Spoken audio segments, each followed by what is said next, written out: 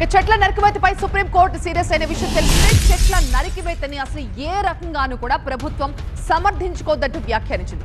చెట్ల పునరుద్ధరణపై ఒక ప్రణాళికతో రావాలని సూచించింది. పర్యావరణ పరిరక్షణ విషయంలో అసలు రాజీ పడే ప్రసక్తే లేదు అన్నారు జస్టిస్ గవాయ్. సిఎస్ ను కాపాడాలి అనుకుంటే 100 ఎకరాలను ఎలా పునరుద్ధరిస్తారో కూడా చెప్పాలని సుప్రీంకోర్టు వ్యాఖ్యానించింది.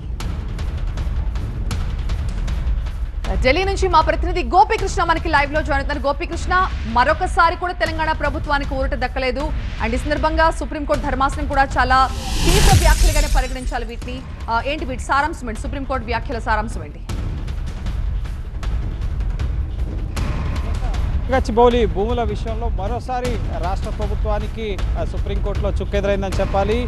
ఈ భూముల విషయంలో రాష్ట్ర ప్రభుత్వం దాఖలు చేసిన కౌంటర్ అఫిడవిట్ జోలికి వెళ్లకుండా అసలు చెట్లను నరికివేసే అంశంపైన మరోసారి సుప్రీంకోర్టు ఆగ్రహం వ్యక్తం చేయడం జరిగింది.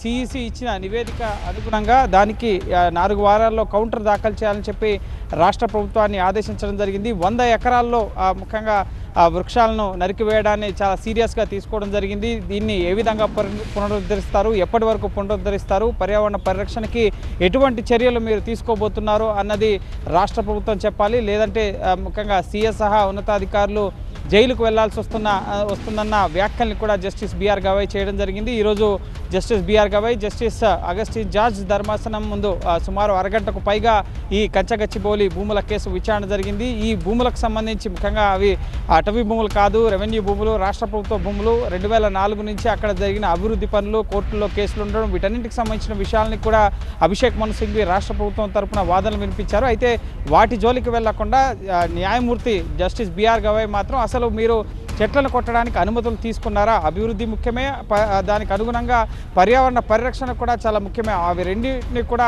బ్యాలెన్స్డ్గా చేయాల్సి ఉంటుంది. అసలు మీరు ఏ రకంగా ఈ 100 ఎకరాల్లో చెట్లను తొలగించారు, దానికి మీరు ఎటువంటి అనుమతులు తీసుకున్నారు, సుప్రీంకోర్టు 1996లో ఇచ్చిన గైడ్లైన్స్కు విరుద్ధంగా కనుక రాష్ట్ర ప్రభుత్వం ఉన్నతాధికారులు వ్యవహరించినట్లయితే ఖచ్చితంగా వారిపైన చర్యలు ఉంటాయని చెప్పి మరోసారి సుప్రీంకోర్టు స్పష్టం చేయడం జరిగింది. ఈ 100 ఎకరాలలో ఏదైతే నష్టం జరిగిందో దాన్ని ఎక్కడ, ఎప్పుడు, ఎలా భర్తీ చేస్తారు మీరు? అంటే మరో చోట ముఖ్యంగా చెట్లను నాటడం కానీ లేక అడవుల పరిరక్షణకు చర్యలు తీసుకోవడం, వీటిపైన ముఖ్యంగా కొన్ని వీడియోలు కూడా తనను కలవరపరిచాయి అన్న అంశాలను కూడా జస్టిస్ బిఆర్ గవాయ్ వ్యాఖ్యానించడం జరిగింది. సో ప్రస్తుతం స్టాటస్ కో అనేది కొనసాగబోతోంది. 4 వారాల్లో ఈ సిఈసి నివేదిక పైన రాష్ట్ర ప్రభుత్వం కౌంటర్ ఫైల్ చేయాల్సి ఉంటుంది. తదుపరి విచారణను మే 15వ తేదీకి వాయిదా వేయడం జరిగింది. సో అప్పటి వరకు కూడా ఇటువంటి చెట్ల నరికేత కానీ మిగతా కార్యక్రమాలు కంచగచ్చిబౌలి 400 ఎకరాల భూమిలో అనేది ఉండకుండా సుప్రీంకోర్టు స్టాటస్ కో విధించడం జరిగింది. సో చూడాలి రాష్ట్ర ప్రభుత్వం తదుపరి ఎటువంటి చర్యలకు ఉపక్రమిస్తుంది, సుప్రీంకోర్టుకి ఏం చెప్పబోతుంది అనేది మనం వేచి చూడాలి. Right, thank you Gopikrishna.